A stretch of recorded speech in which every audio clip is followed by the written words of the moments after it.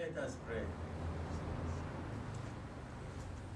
King of glory, we want to thank you for making this day a beautiful day where we congregate in your presence to worship you, to offer you adoration, to pray, and also to thank you for the life we have. We thank you for every gift you have sent our way to this day, and especially the gift of salvation. Dear Lord, as we sit down to listen to your word, you know our needs, you know our hearts, you know our expectations, you know where we are at the present in our life, oh dear Lord. And we know that you will address our needs. You will meet each and every one of us at one point of need, so that when we conclude this act of worship, we will be assured that indeed we have met our Lord. So have your way and minister to all of us. In Jesus' name we pray. Amen. Amen. You may be seated. And I take this opportunity to greet all of you and to assure you of our love, that we pray for you, we remember you, we are together with you. We belong to the same family. Praise be to God. Amen. It is rare that I go alone, and I thank God for the availability of your wife. And today we have come together again, and we came now full house, because we came also with our daughter. And she was here the last time we were here also. That time she was on her first visit, so today she was not a visitor. That is why she didn't stand. But they can just wave. And good. I think there are visitors around here. You have they announced my name, but I can still repeat that my name is Anani Nduwamungu, meaning one who belongs to God. And I thank God that it has happened that God's purpose for my life fits even the prophecy of my dad when he named my name.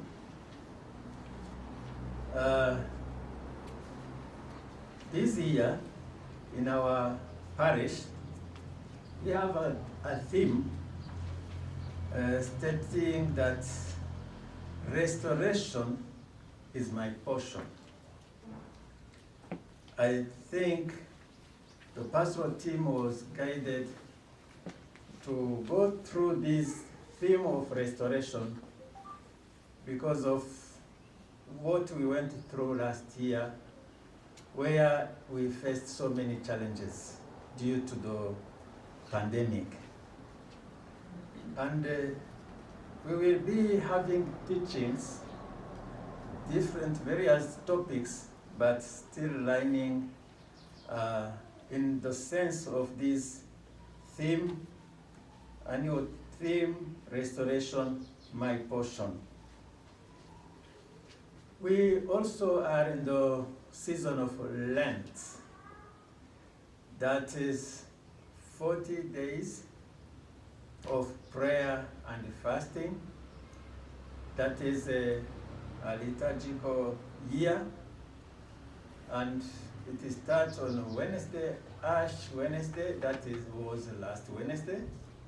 So we have started those 40 days, where really the main purpose is to reflect on the sufferings of our Lord Jesus Christ.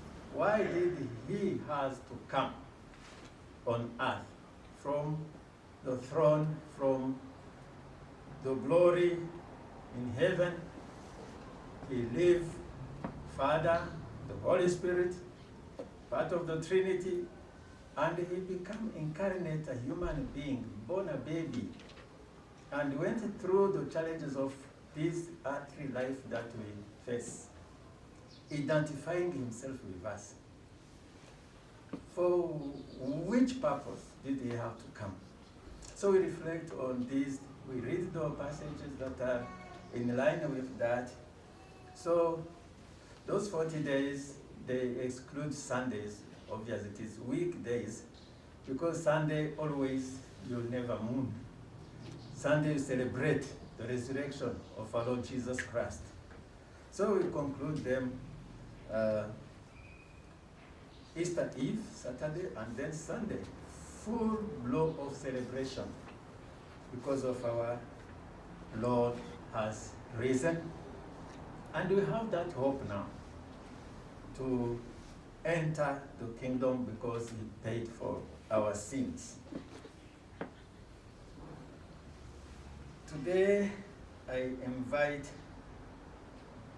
all of us to reflect on the message, on the passage of Hosea. This is chapter 6,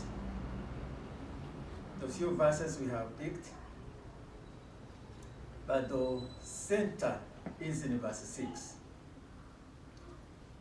The prophet Hosea, his ministry happened during the 8th century before Christ in the northern part of the kingdom of Israel, the part of the 10 tribes. Israel had already split into two kingdoms, Israel and Judah. And this is between 753 to 715 BC, before Christ. Those are 38 years of ministry. And he began his ministry under the time of King Jeroboam II. And this is a very wicked man, but he had brought this, his nation to kind of prosperity. They were wealthy, they were doing well economically, but spiritually, they had dived down. They were really in bad shape because they were involved in idolatry.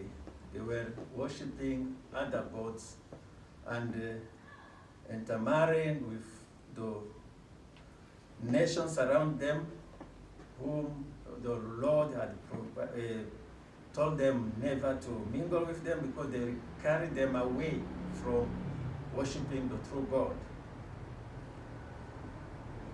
Now, at the beginning of his ministry, when you go to read from chapter 1, actually, I invite you to just read that book. It has a few chapters, 14, and you read it, you can read it in 2 hours, and you are done with it.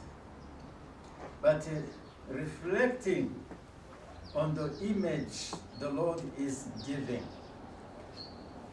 I think he was the most unfortunate prophet, because his ministry was now in his own life experience. God told him, go out there and marry a prostitute, marry an unfaithful woman. And this was simple to say, you represent me, God. The woman represents Israel, my people. They have been unfaithful. They run after Baals, Ashtoreth, and other gods. They have completely forgotten about me. Their worship, they come to church. They come to the temple. They offer sacrifices. But that is just religiosity. It is not in death. So it doesn't lead anywhere. God indicated through the names of the children born in that marriage.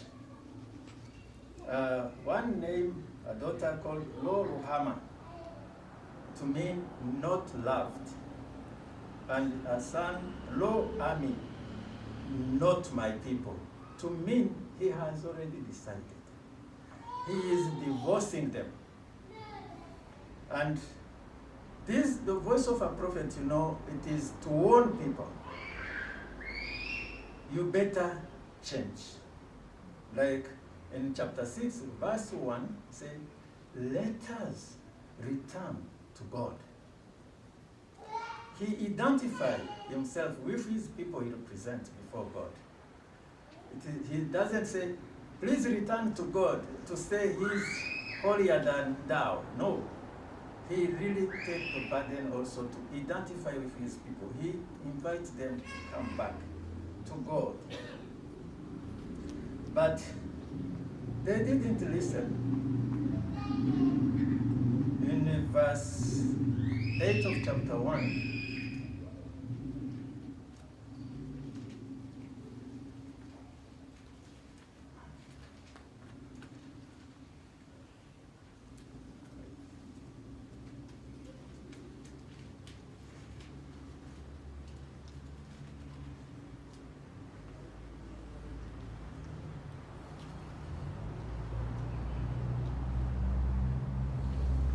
it shows that God saying,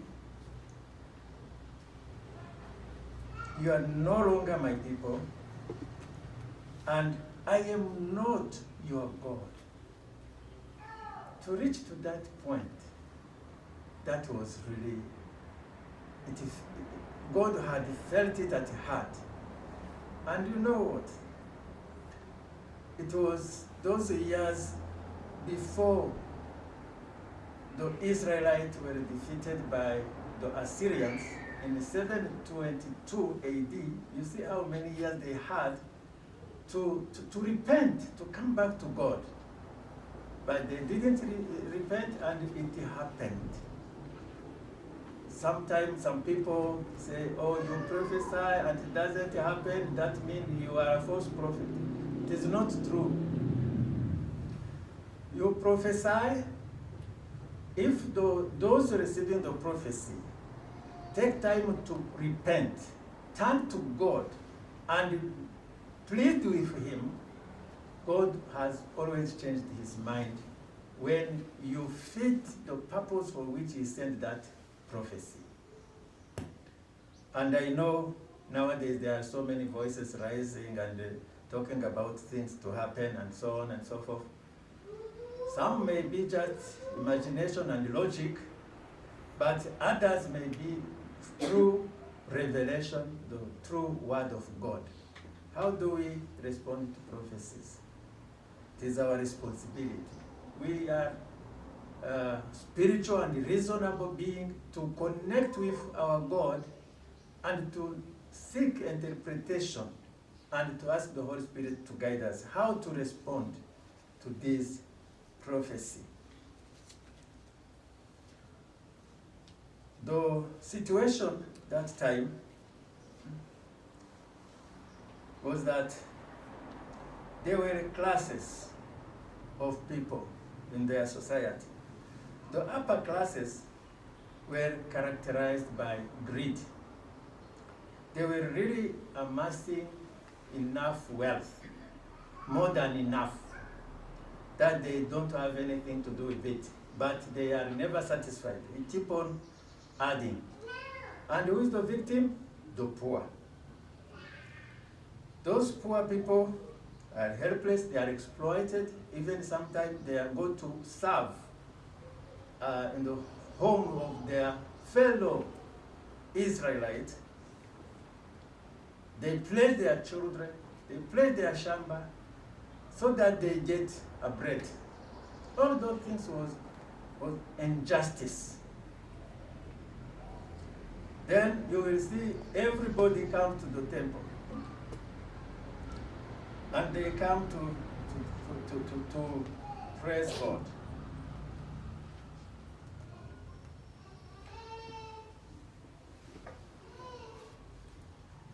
God, in his wisdom and in his loving kindness,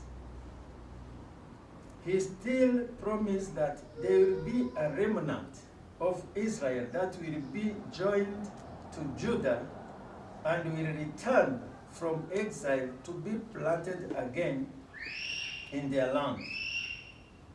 That is still in chapter 1, verses 10 to 11. And it even says, the Israelites will be like the sand on the seashore, which cannot be measured or counted. In the place where it was said to them, you are not my people, you connect with the name of the children of Gomer and Hosea. They will be called children of the living God. The people of Judah and the people of Israel will come together. They will appoint one leader and will come up out of the land, for great will be the day of Israel. That is the time when God take revenge, because their masters in exile will suppress them, and God will take them out of those lands and bring them back to their land again. And this happened the time of Ezra. You can check those references in Ezra. You can also the time of Nehemiah, who became a governor in Jerusalem. And there was another one, a few who had come earlier before Ezra, and Zerubbabel. So they reconstituted a nation, but no longer that land of Israel have been recaptured. To this day, I think they are short of some lands there occupied by the remnant of Philistine. Those wars today, Arab versus Israel, it dates from those times. Sin brings judgment.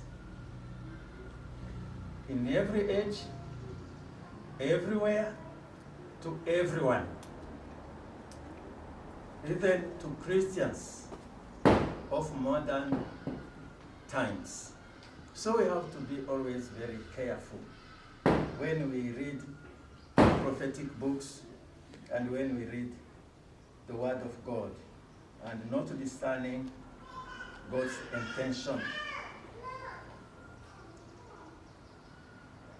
In this book of Hosea, God showcases the sinful behavior of the nation of Israel.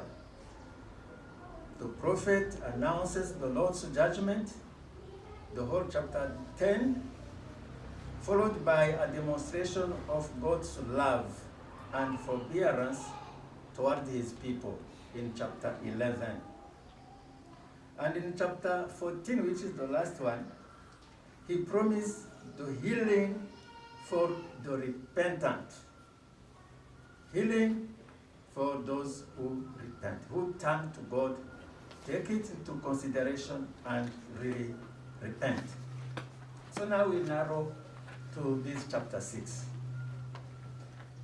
In this passage, verse 1, the prophet Hosea invites his fellow Israelites to join him in returning to the Lord, who is willing to forgive and to heal them, to restore them in the true relationship.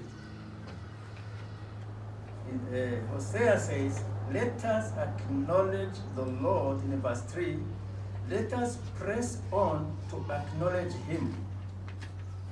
The Israelites of Hosea's days were so complacent with their superficial religiosity, they didn't understand the message, they didn't give any importance to it.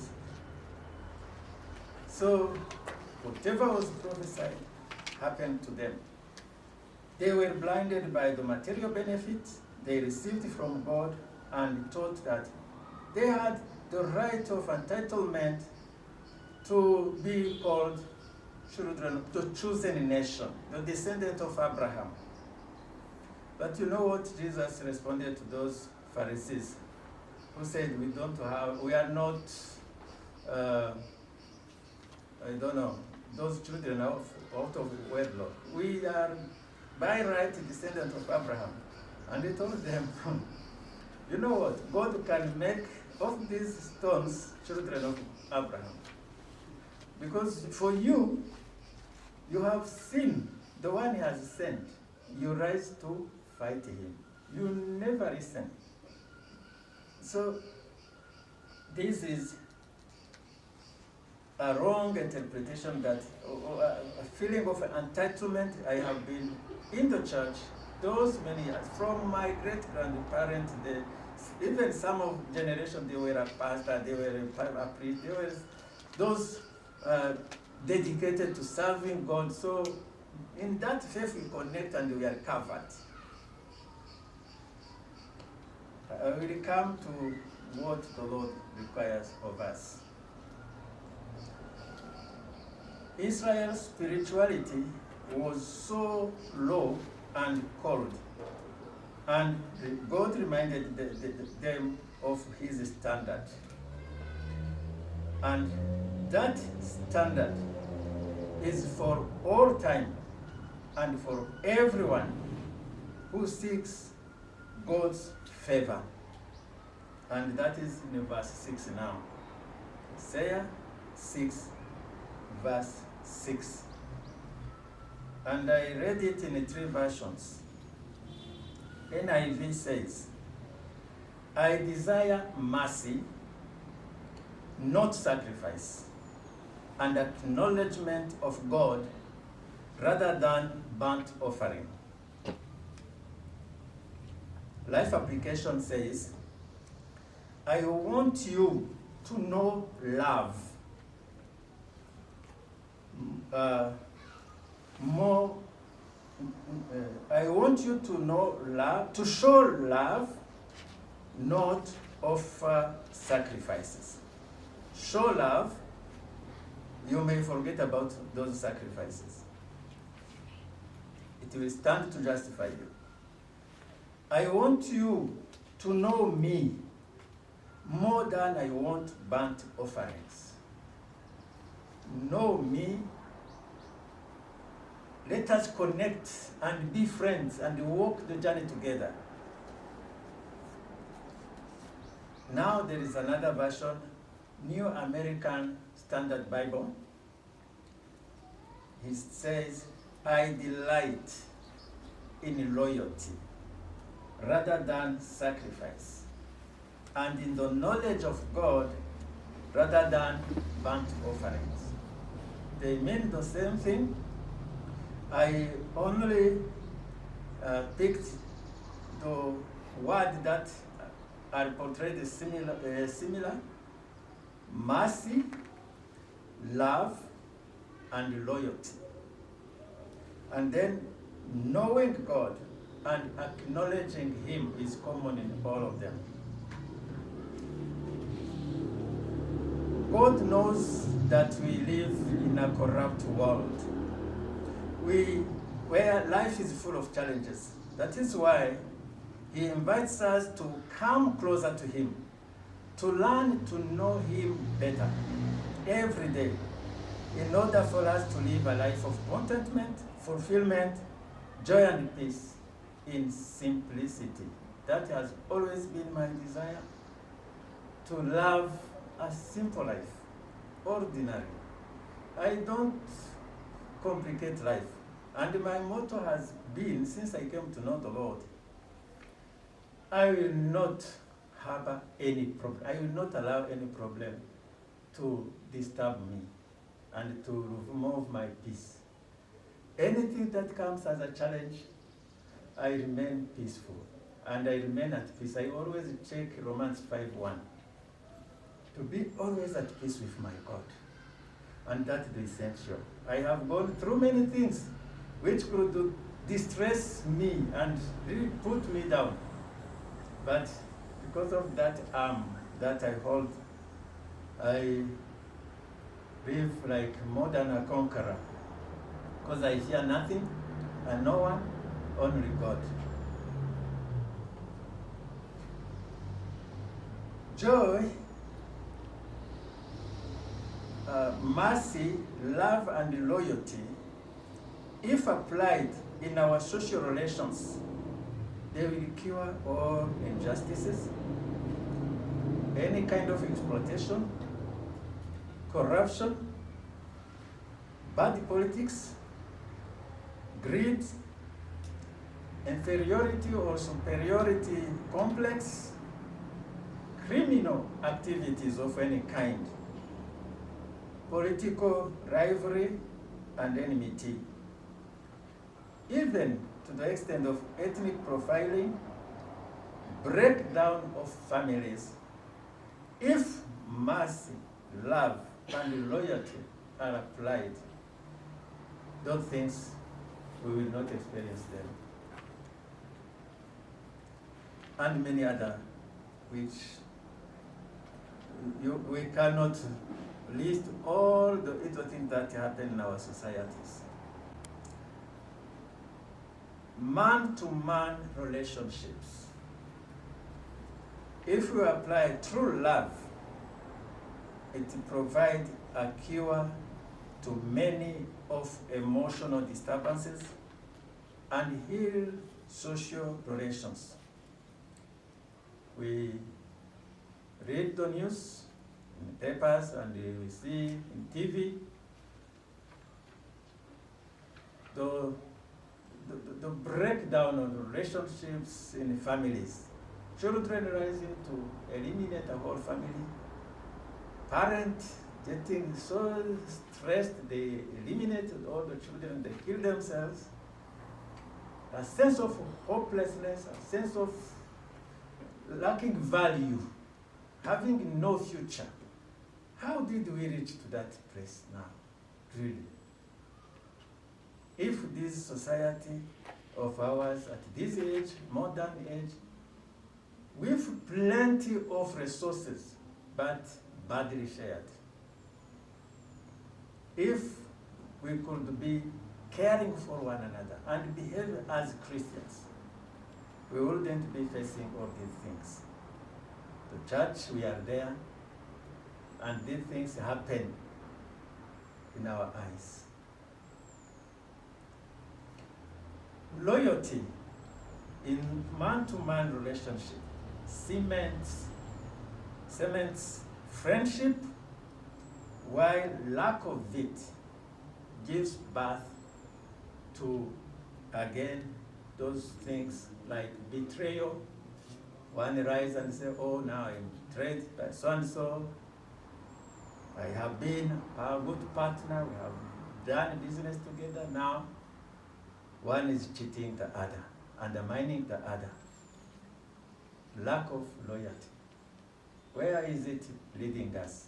Because this is one of the requirements by God for us to return to Him. Mercy opens avenues of reconciliation and peaceful coexistence. All these and many more are made possible by our knowledge of God and our dependence on Him. How about God-man relationships? All the blessings we receive from God are result of His love, mercy and care, and favor, and everything of His qualities. He is just there to extend His love, to offer and offer and offer, and bless. He is never tired, and He is never short of resources. That is His side. Our very existence and good health that we have today, opportunities that we have today, is a gift from Him. our love for God now. The other arrow ascending.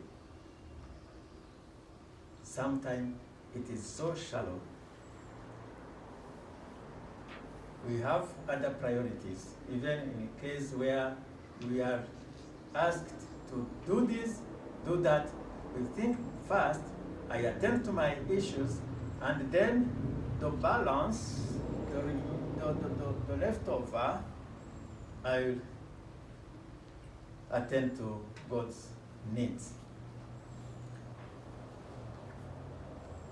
We have to line very well and wisely our priorities.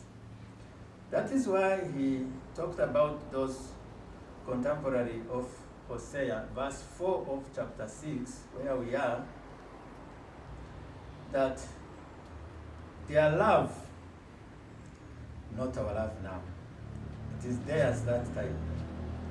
Their love was so shallow that it can vanish like the morning mists or the dew as the sun ray appear.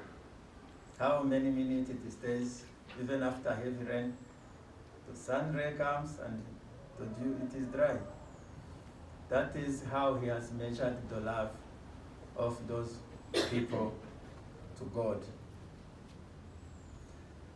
How about ourselves in our context? A trial comes. Let's say the major one, unprecedented, COVID-19. It is there.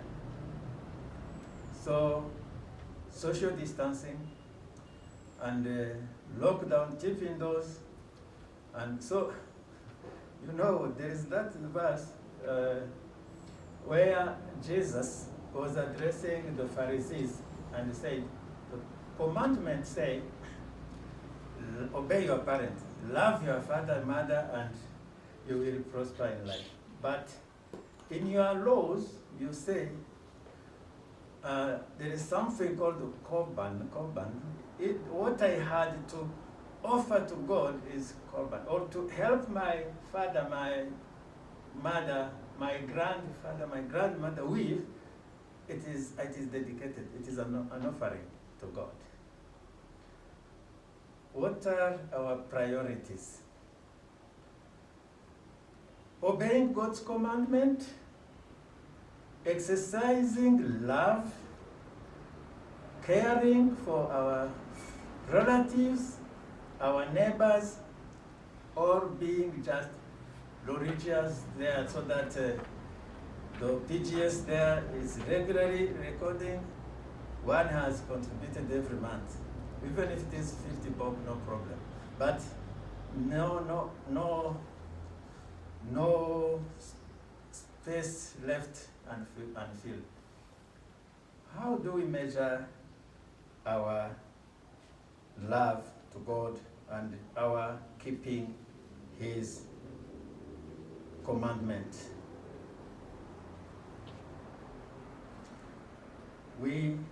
If we know really God and we acknowledge Him in every circumstance of our life, remain assured that we are empowered in our faith to carry a SWOT analysis of our relationships, and we will be given this discernment to know where we are supposed to attend, to be what to do in the right time and in line with God's plan for our lives.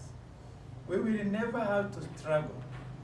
We have really to be at that level for connecting that just anything announced, we discern. This is where God wants me to be, to do.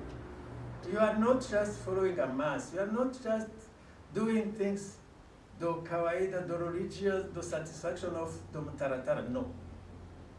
Connect with the spiritual source of guidance. Connect with the Father. Connect with the Spirit of God. And you will bear fruit of the Spirit, which I don't need to elaborate, them. And love is there, joy, peace, and forbearance, patience, self-control in everything, in our relationships, in all things. Now, I am concluding. Please take note of these references. I am not reading in the text. I pick only those items that God is mentioning. We trust God. We surrender everything to Him, and He is pleased to carry us through victory. Because Hosea says, please join me to return to God. Here is the proof that we are returning to God. Proof of returning to God. 1, in Deuteronomy 10, 12 to 13. To fear the Lord, to reverence God in a way that if two things are conflicting on our way, we know to discern which is honoring God first. And we go for that one. If we have time, we attend to other one. To walk in all His ways.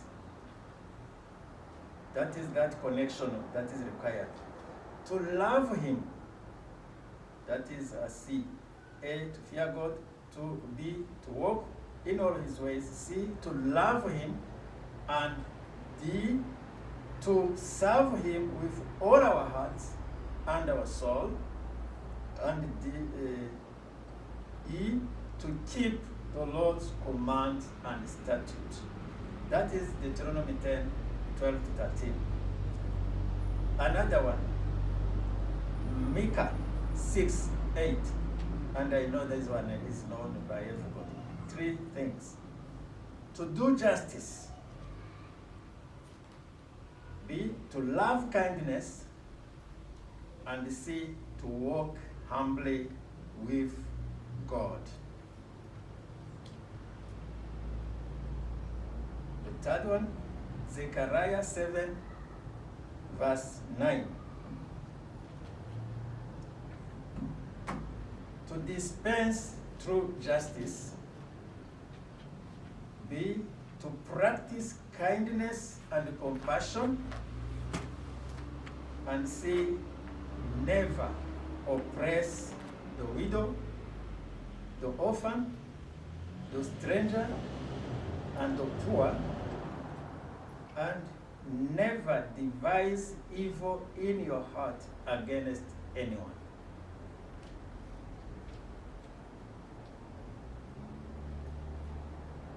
And again, Zechariah now, chapter 8, verse 16, it also kind of echoes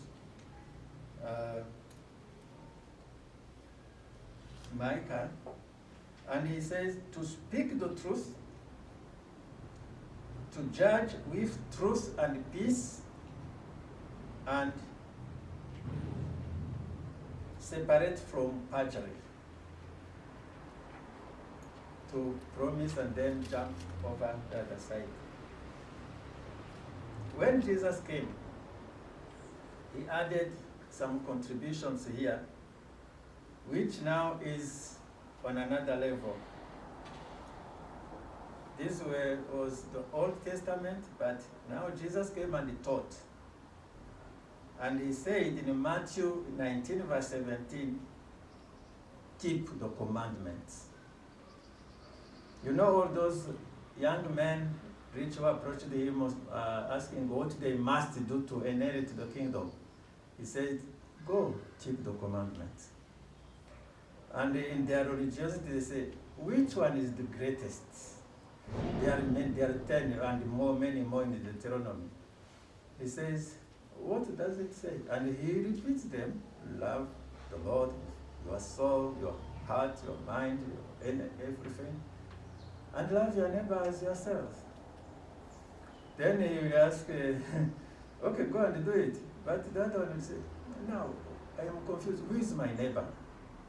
So all those things. He is superficial.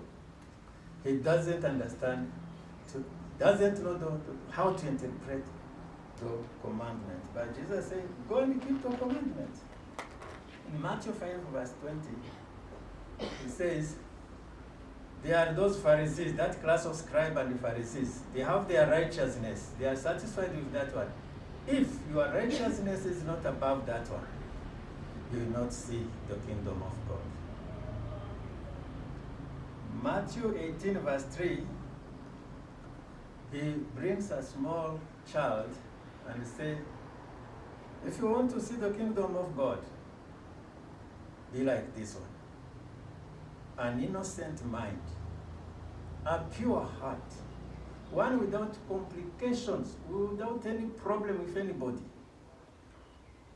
and one who depends on instructions, on guidance, and just obey. Even if he is punished, he will still go to the mother or to the father who has punished him. He will not vanish away. The last one. John 3 and 5. The ultimate one. Unless you are born again. Unless you are born of water and of the Spirit. Born of water, we are baptized, some in immersion, others in a sprinkling. It doesn't matter. As long as you are baptized in the name of the Father, the Son, and the Holy Spirit, and you respond to the vows in baptism and confirmation, you are good to go. You have satisfied all this entry. You are part of the household of God. How about the Spirit?